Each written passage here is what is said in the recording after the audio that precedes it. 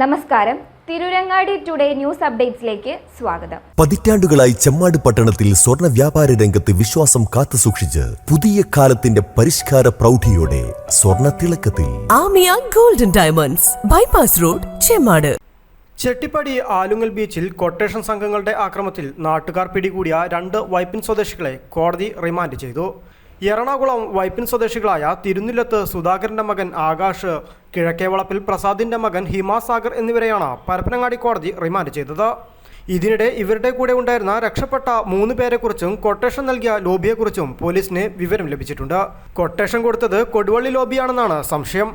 വിദേശത്ത് നിന്ന് സ്വർണവുമായി വന്നവർ ഉടമകൾക്ക് നൽകാതെ കബളിപ്പിച്ച് മുങ്ങിയതിനെ തുടർന്ന് അന്വേഷിച്ചെത്തിയ സംഘങ്ങളാണ് പിടിക്കപ്പെട്ടവർ.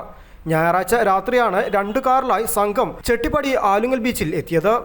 6 മാസങ്ങൾക്ക് മുന്നേ വിദേശത്ത് നിന്ന് സ്വർണവുമായി വന്ന ചെട്ടിപ്പടി സ്വദേശി ഷുഹൈബ് ഉടമകളെ കബളിപ്പിച്ച് നടക്കുന്നതിനിടെയാണ് ഇയാളുടെ സുഹൃത്തും നാട്ടുകാരനുമായ റസാഖ് 15 ദിവസങ്ങൾക്ക് മുന്നേ വിദേശത്ത് നിന്ന് വരികയും സമാനമായ രീതിയിൽ സ്വർണവുമായി കടന്നു കളയുകയുമായിരുന്നെന്ന് പറയപ്പെടുന്നുണ്ട്. 2 പേരെയും പിടികൂടാനെത്തിയതായിരുന്നു വൈപ്പിൻ സ്വദേശികളായ കൊട്ടേഷൻ സംഘം. ഇവരുടെ ആക്രമണത്തിൽ ഷുഹൈബിനെ വെട്ടേറ്റതായാണ് നാട്ടുകാർ പറയുന്നത്.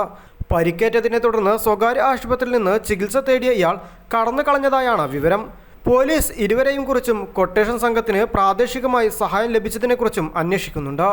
അടുത്ത കാലത്തായി പരപ്പനങ്ങാടിയിലെ തീരദേശങ്ങളിൽ സ്വർണ്ണക്കടത്തുമായി ബന്ധപ്പെട്ട് നിരവധി പേരാണ് പിടിക്കപ്പെട്ടിട്ടുള്ളതും പങ്കാളികളാകുന്നതും. പ്രമുഖ രാഷ്ട്രീയ പാർട്ടിയുടെ പ്രവർത്തകരാണ് ഭൂരിഭാഗവും എന്നുള്ളതുകൊണ്ട് ശക്തമായ നടപടി സ്വീകരിക്കുവാൻ പോലീസിന് ആവാത്തതാണ് ഇത്തരം ആക്രമണങ്ങളെന്നും പറയപ്പെടുന്നുണ്ട്. News bureau, Parappanangadi.